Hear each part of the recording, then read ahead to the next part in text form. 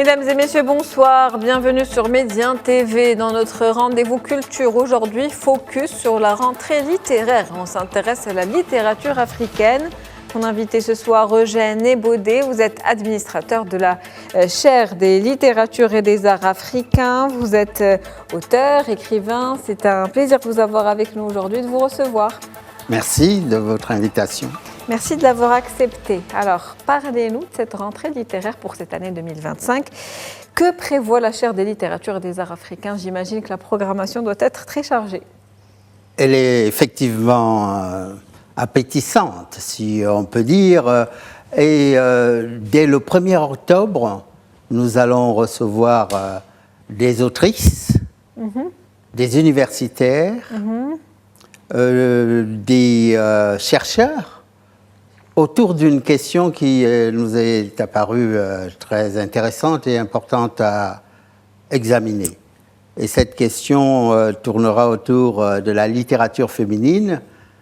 Existe-t-elle? C'est la question qui sera posée. Oui, la littérature féminine existe-t-elle?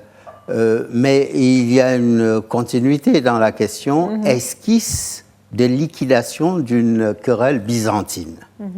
Voilà le thème de la rentrée à l'Académie du Royaume du Maroc, en tous les cas dans la chaire des littératures et des arts africains, que beaucoup de passionnés de littérature suivent, viennent à l'Académie pour apporter leur contribution, leur savoir sur l'état des savoirs, l'état des connaissances, bref, sur l'état de l'art. Démarrer par la littérature féminine, donc c'est important pour vous?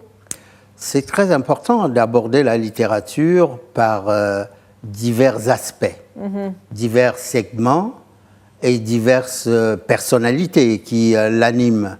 Il y aura aussi autour de cette rentrée, de cette question sur la littérature féminine, la présence d'un grand cinéaste marocain, Mohamed Abderrahmane Tazi, qui a beaucoup travaillé le sujet sur la présence féminine, ses apports, les questions sociales et les questions esthétiques qui la concernent.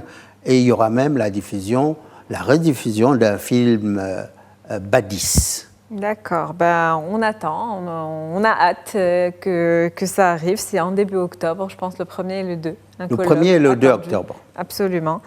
Et je dois aussi dire que cette rentrée sera en partenariat avec le monde universitaire, que nous invitons régulièrement à prendre part à nos activités. Et l'Académie a un soin particulier à l'égard des universitaires, des chercheurs, parce qu'il faut transmettre. Il faut aussi faire l'état des questions académiques que nous abordons, et les universitaires sont les mieux placés pour faire ce travail, avec l'apport des doctorants, des chercheurs qui seront très présents.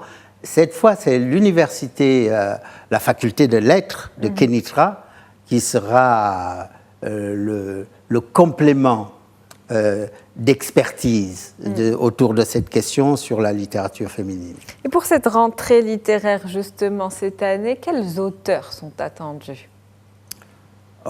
Si on se limite à l'espace francophone, qui est déjà vaste, mais il y aura... on a reçu à l'Académie du Royaume du Maroc, au mois de mai dernier, une autrice, Ella Feki, qui vient de Tunisie, et qui sort un roman très ambitieux, le portrait de la reine Ranavalona III de Madagascar. Elle est vraiment rentrée dans le personnage, d'autant plus que la reine, cette reine malgache, la dernière, a été malheureusement pour Madagascar et pour elle, exilée en 1896, et elle a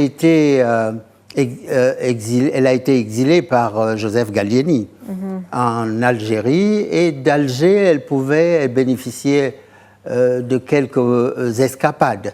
Et elle a voyagé en Tunisie, elle a fait un séjour, un seul, en Tunisie, en 1907, pendant grosso modo un mois, en avril, et autour donc de cette présence d'une reine à Carthage, en Tunisie, à Sousse, elle a fait qui reconstruire à la fois son itinéraire, mais aussi son passé de princesse, puis de reine, et tous les événements à la fois malheureux qui se sont abattus sur elle, mais avec un axe littéraire extrêmement fouillé, documenté, une écriture que j'invite tous les lecteurs à pouvoir découvrir, s'ils ne l'ont déjà fait, parce que Ella Feki a publié il y a 4 ou 5 ans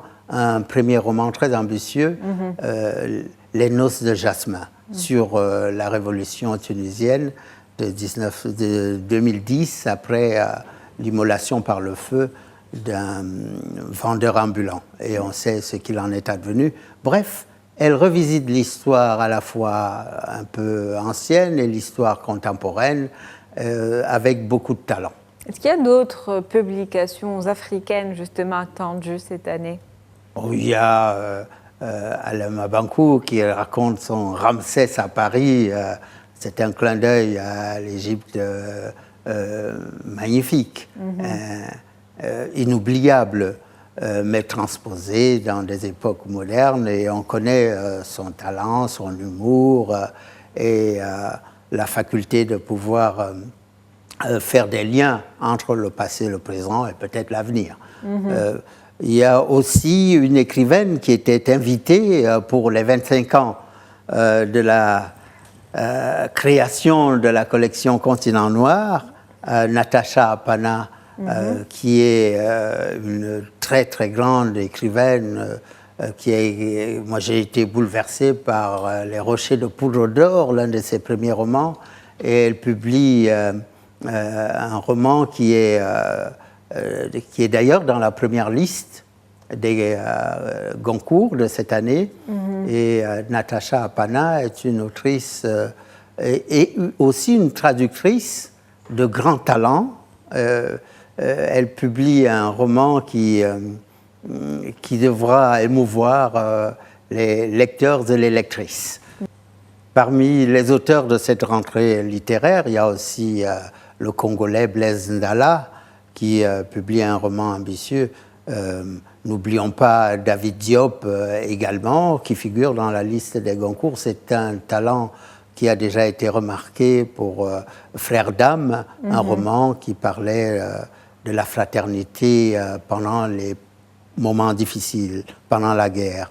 Et son nouveau roman est tout aussi ambitieux. Bref, ce sont des dynamiques, les littératures. Et l'Académie du Royaume du Maroc y accorde une attention souveraine, une attention bienveillante. En tout cas, plusieurs auteurs, plusieurs œuvres aujourd'hui attendues pour cette année qui s'annonce 2025-2026, cette rentrée littéraire. Pour revenir aux activités de la chaire, l'un des objectifs principaux, c'est de décloisonner, de valoriser, de préserver et transmettre le patrimoine culturel africain. Quelles initiatives sont prévues cette année justement pour répondre à cette ambition ? De très belles initiatives. Je vous remercie de nous donner la possibilité d'ouvrir un peu ces horizons. Vous savez que l'Académie, en 2015, justement, son slogan et sa dynamique presque tectonique était de dire que nous allions retenir l'Afrique comme horizon de pensée. Et justement, cette Afrique sera à nouveau présente par ce que vous avez énuméré, comment décloisonner les littératures et les arts africains, c'est en faisant en sorte qu'elles soient l'objet de tous les rendez-vous. Et il se trouve que quand on parle de littérature et aussi l'aspect transmission, il y a des commémorations importantes. L'une des figures importantes de la littérature africaine, c'est le président Léopold Sédar Senghor. Il se trouve que cette année, l'année prochaine, et on fêtera le 120e anniversaire de sa naissance, mais évidemment, il n'est plus de ce monde, même si son héritage est immortel. Et il était d'ailleurs membre de l'Académie du Royaume du Maroc. Donc on accordera une relecture de son itinéraire, de ses œuvres, et on attache une grande importance à ce moment. Parce que revisiter les poutres maîtresses, c'est à la fois s'ancrer, s'enraciner, et puis redessiner des perspectives. Toujours dans le chapitre des souvenirs ou de la mémoire, de l'approche mémorielle, de la pensée,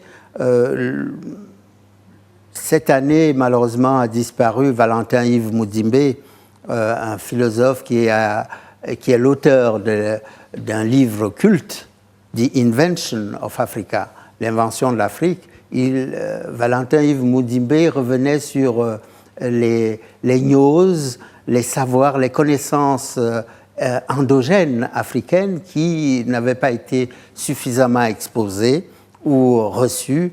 Et nous reviendrons sur ce grand philosophe qui a été rappelé à Dieu au mois d'avril de cette année. Ça, c'est le chapitre des commémorations. Mais le secrétaire perpétuel souhaite que nous soyons aussi innovants. Et il a pris une initiative qui va intéresser les amateurs de musique, mais pas seulement de musique, parce que ce à quoi il songe, c'est un rendez-vous interdisciplinaire autour des instruments de musique. Anciens, nouveaux, africains en tout cas, le kanom, la kora, le oud. Plusieurs rendez-vous en tout cas qui sont attendus. On aura certainement l'occasion d'en reparler dans les semaines et les mois qui viennent. Merci à vous Eugène Ebodé d'avoir été mon invité ce soir dans ce rendez-vous culture. Je rappelle que vous êtes administrateur de la chaire des littératures et des arts africains. Vous êtes également écrivain et auteur. C'est un plaisir. C'est moi qui vous remercie et puis l'Académie salue et remercie aussi les chercheurs, les universitaires qui contribuent à cette transmission, à ce décloisonnement et à cette Afrique comme horizon de pensée. Fin de ce rendez-vous culture. Merci pour votre fidélité. Très bonne soirée.